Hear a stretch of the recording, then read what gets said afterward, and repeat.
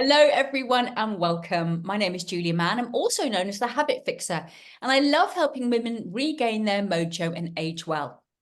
I do that with EFT, which is a really simple tapping technique, nutrition, skincare, and digital products. Today, you're in for a bit of a treat because I've got on here an absolute expert, a mine of information about LinkedIn. His name is Tony K. Silver. He's a LinkedIn profiler, an educator and a speaker, and he's also a really lovely bloke. And he's going to be talking about LinkedIn habits to get you results. So if that's what you're wanting, I'm going to hand straight over to you, Tony. Hi, yes, it's going to be all about LinkedIn habits. I have been around a while, so I have accumulated habits. Habits are something that really, really help you, but you need to keep doing them. So on LinkedIn, it's a global phenomenon. It's across every single country in the world. Lots and lots of people on it. Don't always believe the statistics you see because they're not true. But yes, many, many people are on it. But you need to be consistent, like on anything. And therefore habits are something that I actually teach people as well, Julie. As part of my process, I teach people to form new habits because they won't see the results unless they do. So I'm going to go through 10 habits I think is worthwhile considering to adapt. I use the word consider because I'm not, although I'm a global expert, I'm not going to tell you must do this because I'm a global expert. It's something you should consider. It works for me and it works for others. So the first one, update your profile regularly. Sounds pretty much common sense. Well, I wish it was. Often I have a meeting with someone and you open up their profile in the meeting and you look at the Zoom screen and you think, this is actually the same person. Not a great impression that you're giving out there. So if things change, you need to be making sure that you update your profile regularly. Probably revisit it every 3 months and just see, has anything changed? Do I need to update it? It's too easy to forget. You might have won an award or you've worked on a project or something like that. It's always worthwhile adding. That's the profile side of things. But of course, although LinkedIn isn't social media, that's a little warning for people out there who think it is, it isn't. We need to consider posting regularly. It's the most useful activity you can do on LinkedIn. It isn't the only one. But we need to post regularly and we need to think about when we post why we're posting. So I tend to use 4 letters, and the 4 letters are, well, actually words, not letters. It's quality. Yeah, don't post on LinkedIn just because you think you got to. If you're posting out mediocre content, it doesn't say much about you. You need to be consistent. Now, that doesn't mean you need to be on the posting every day. And some people, certainly during the pandemic, seem to be posting every 3 seconds. They just hit my feed like I don't know what. No, and even the algorithm in the background isn't like that sort of thing. Just post ready, get into a routine, get into a habit of posting. Now, I teach my clients when they're a little bit trepidatious about it. Start off with one a fortnight. Just do it on the same day at the same time. Become a habit of getting it out there. That is getting your name out and about. That is a habit that I strongly suggest you do. Build up to 2 or 3 a week as an ideal, but get started. Because LinkedIn is owned by Microsoft get a little bit, I even say the word childish, because they like you to be on their products. And LinkedIn is one of their products. They own LinkedIn. So they like you to be on it. They don't like you leaving. So one way of ticking the box to keep them happy is to engage with your feed. So from your homepage on LinkedIn, you have a feed, which is full of posts. Actually, you can scroll back absolutely ages and ages and ages, but it's updated every day. Underneath every single post, there are some options of what you can do. And the general idea is that you do engage with posts. There's a like button, there's a comment, a repost, and a send. This is how you can engage. This is what LinkedIn like, the engagement side of it. Yes, you can read the post, and that is a good thing to do, but LinkedIn really don't know that you are because of this particular statistic, is that impressions or views, whichever way they want to call it, of a post on LinkedIn means someone's looked at it for, I think it's 2 nanoseconds. Yeah. Did they read it? No, they didn't. in which case impressions and views on LinkedIn are vanity metric. Someone tells you they've had 5,000 views in their post, it's kind of, so what? It's important that they've had the likes, the comments, and the reposting. 4 little buttons underneath each post. Get involved with that. LinkedIn do score the first action you take, so comment first and like afterwards. But do go in 5-10 minutes a day, morning and afternoon, whatever suits your particular pattern, but get into the habit of doing it. It will help. The more you're on LinkedIn, the more they'll like you.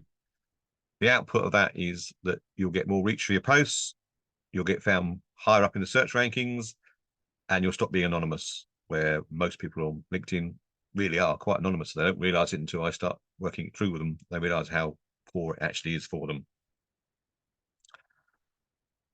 Data. I asked someone yesterday, who do you think owns the data on LinkedIn? Their answer was LinkedIn. Wrong, it's yours. But unfortunately, people don't realize it. So habit number 4 is to download your data on LinkedIn. If you've been on it like me, gosh, 2006, so coming up 18 years, that's a lot of data. And if for some reason I got removed from LinkedIn, and sometimes it's not always the person's fault that they are removed, and you can't get back on, you've lost all that data. It's connections, it's messaging, it's articles you've written. There's a whole host of data there that could go missing. So once a month, go into the settings and privacy on LinkedIn, go into the data on the left-hand side, and you'll see there, download your data. You've got 2 options. You can download the whole lot. I suggest you do that every 3 months and then store it somewhere safe out of the way. Don't just store it on your desktop, please. And then the second one is connections only. I use that as a working document. I've just literally done that as we're on the 2nd. Yesterday, I downloaded all my connections that I connected with in April. It turns it into a CSV file and another habit. So 4, yeah, it's habit number 5. Download your connections, but also get into the habit of turning it into a CSV file and then working on it. You know, I connected with 125 people last month. Whereabouts are we in that conversation? Building relationships. No, I'm not trying to sell to these people, nor should you. We're building relationships to the point where we know, like, and trust. So download it.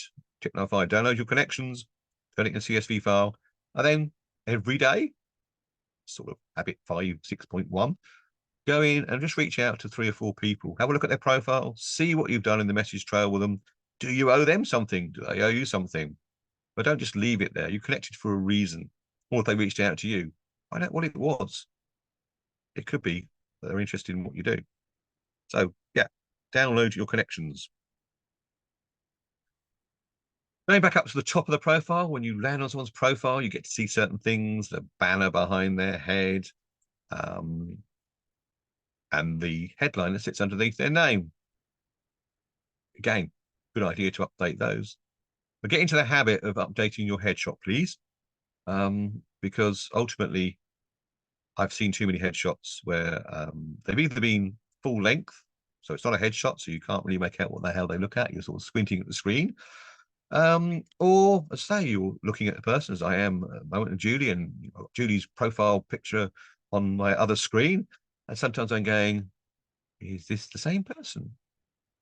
It's professional photographers tell me the habit is every 2 years, make sure you update your LinkedIn profile headshot.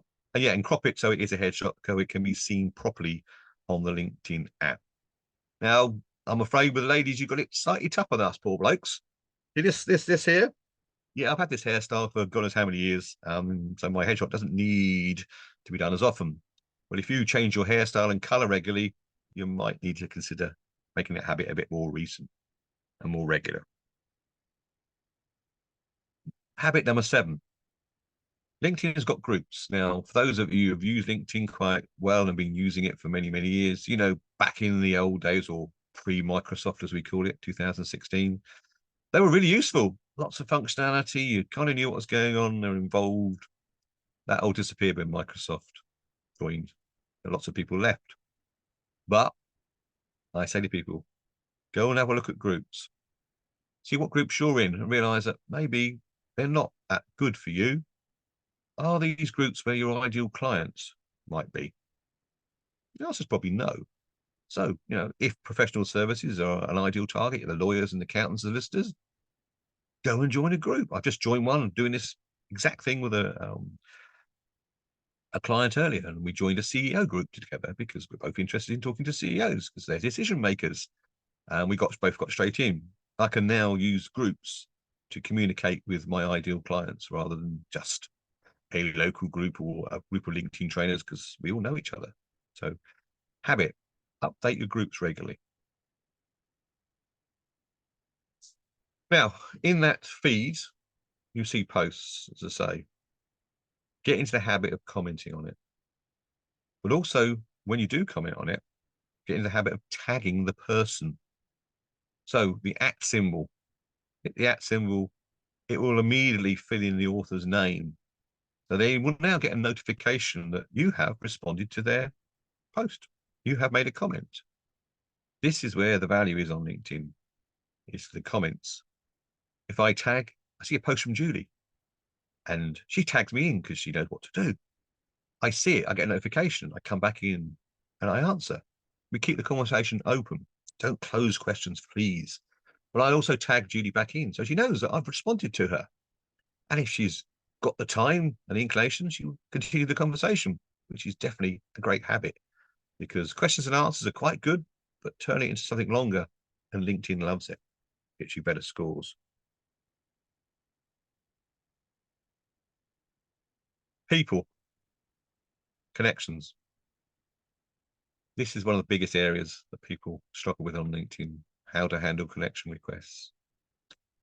So get it into a habit of having a strategy around this. Why do you want to connect with these people?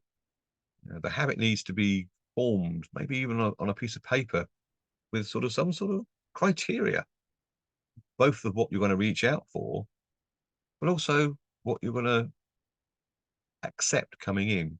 And there has been a big problem with LinkedIn late last year where they took the rather ridiculous decision that the notes that you could attach to any connection request will be restricted to 5 or 10 a month, which is absolutely bizarre. And I have complained to them because it's something we've been able to do for 20 years.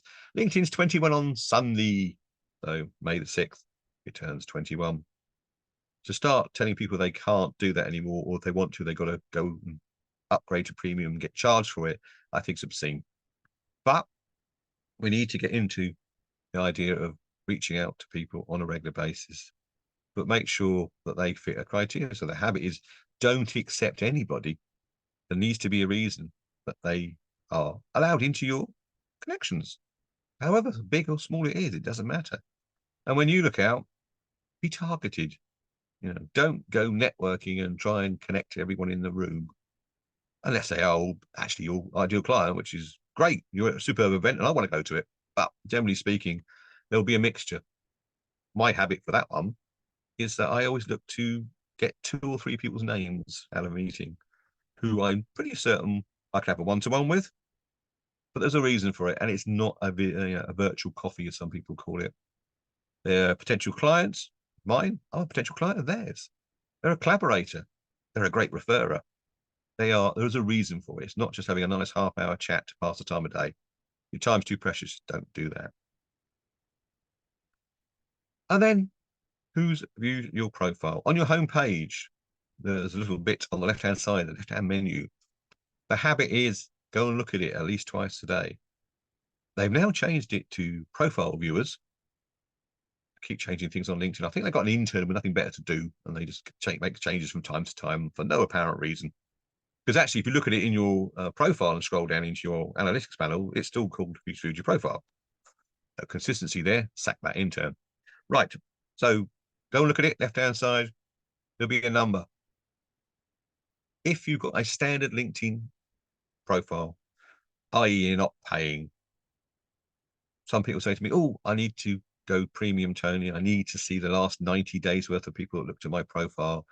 And I challenge them and go, why? Why do you need to do that? Because I can test that someone who looked at my profile 7 days ago probably might not remember. 90 days ago, no chance. So the habit is going in there twice a day. I go and look at the 5 people you can see in the free version of LinkedIn. I am a premium member. I have to be. It's more of a kind of perception thing. I don't take to use the facilities of it because it's not that clever. But I always look at the last 5 people. And my habit is, if they're a first-line connection, it will tell you next to it, have I spoken to this person for a while? Because I've been on it for 16, 18 years, whatever it is. And if I haven't, why have they looked at my profile? Perhaps we need to have a catch-up. So I'll reach out to them that way. Third-line connections? No, third-line connections on LinkedIn are pretty much, for most of us, a bit of a no-no.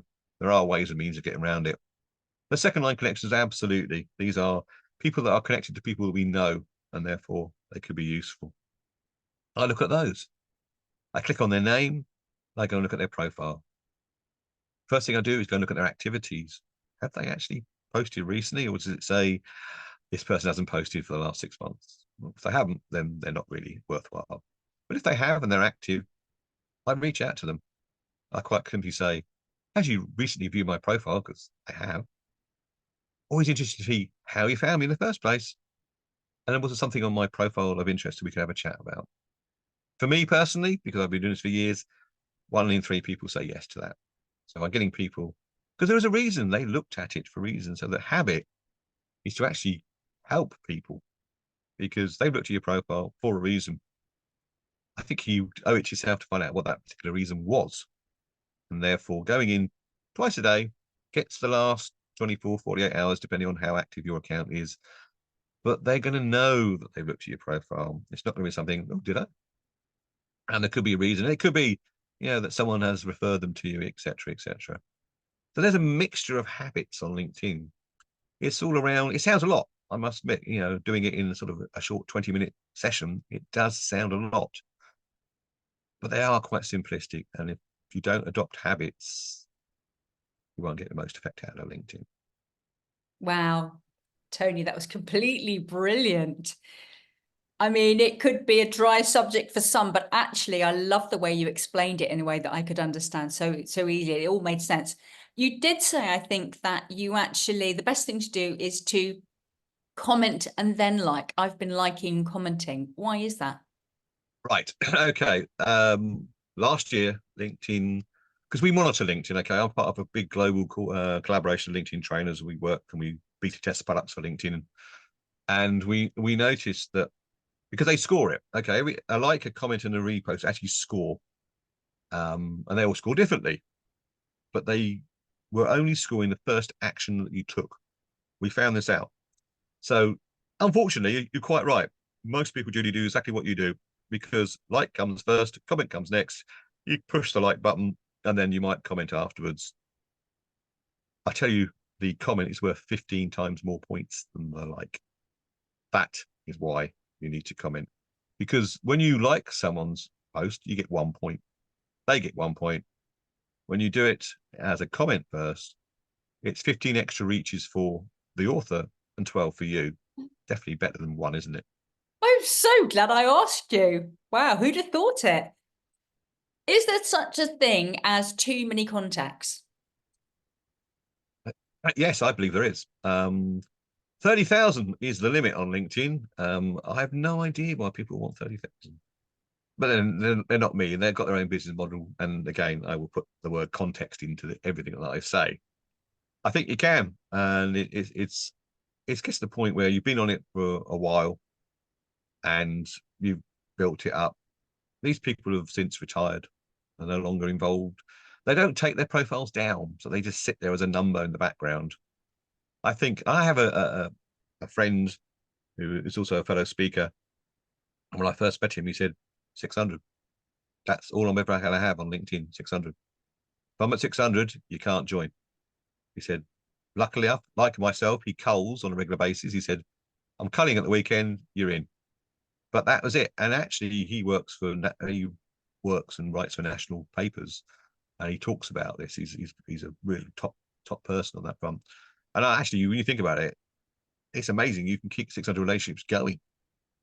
So the fact that I've got 6,500 is ridiculous. Absolutely. And I am culling them.